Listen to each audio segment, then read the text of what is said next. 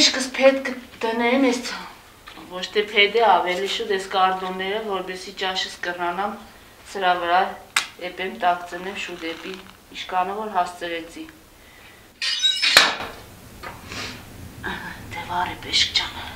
Հենց այսպես է ամեն առավոտ սկսվում Գայանե Դավթյանի առօրյան։ Երկրաշարժին կորցնելով բնակարանը 27 տարի շարունակ նա ապրում է Թբիլիսյան խճուղի 237-145 տնակում։ Հույսով, որ օրերից մի օր բախտը կժպտա եւ իրենք էլ բնակարան կունենան։ Երկրաշարժից հետո տեկրանքս տուն ստացան, մենք մնացինք առանց տնի, որտեվ 10 հոգի էինք, իրանց տվեցին 2 սենյակ, բայց մենք էլ չէինք կարող այդ կանով ապրել այդ 2 սենյականի մեջ, չտվեցին մեզ չհասավ օրենքի այդ սահմաններում։ Մենք մնացինք երկրորդ հեշտացուցակում, ուտպես նա էլ չստացանք, ամուսինս է մահացավ, մնացինք սպեսնա անօտեման վիճակի մեջ։ Քանի փոքրիկ էին երեխաներս, երևի թե իրանց ուրախությունով, իրանց ամեն ինչով ժամանակ անցնում էր չէի զգում, իսկ հիմա արդեն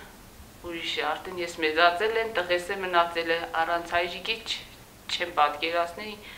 ինչեղ պետք է լինի մեր վիճակը։ Գայանեի 3 երեխան էլ մեծացել է տնակում։ Աղջիկներն արդեն ամուսնացել են, հենց տնակից էլ հարս գնացել։ Տիկին Գայանեի խոսքերով յոլով ղայտով եւ իհարկե հարսանիքով։ Տնակում եկան աղջիկաս տեսան, ուզեցին հարսերեցին, ուրախացանք այդ մեր փոքր տնակի մեջ, բայց մեծ ուրախությամբ հարսնիկը արեցինք։ Հիմա ունեմ 2 թորնիկներ այդ աղջիկանիցս։ Մեկ էլ աղջիկս է նորից ամուսնացինք, բայց ես վերջերս ենք ամուսնացել, 2 չևիկ էլ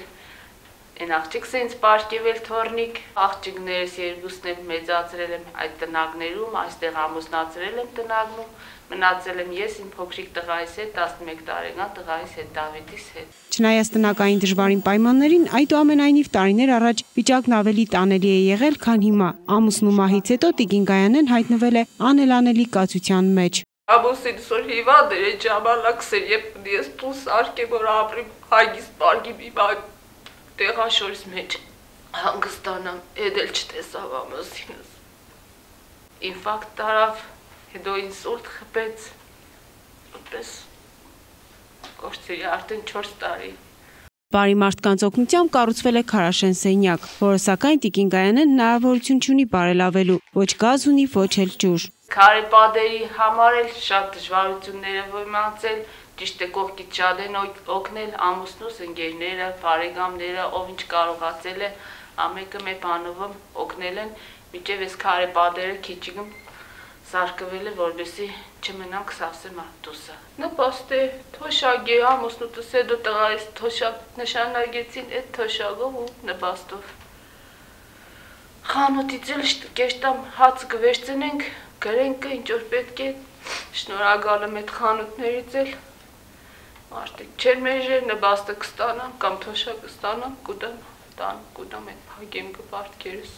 Նպաստի ու թոշակի հույսով ապրող կնոջ նպատակներն այսօր կապված են միայն որդու հետ։ Առավոտյան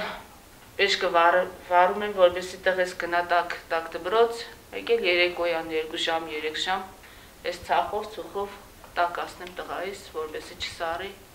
չհիվանդանա։ Հույս ունեմ, որ մինչև Դավիթիս մեծացնել, ամուսնացնել կարող է, մենք էլ մեր ուրախությունն էլ մեր տղայիս մոտ լինի, որպեսզի գոնե մեր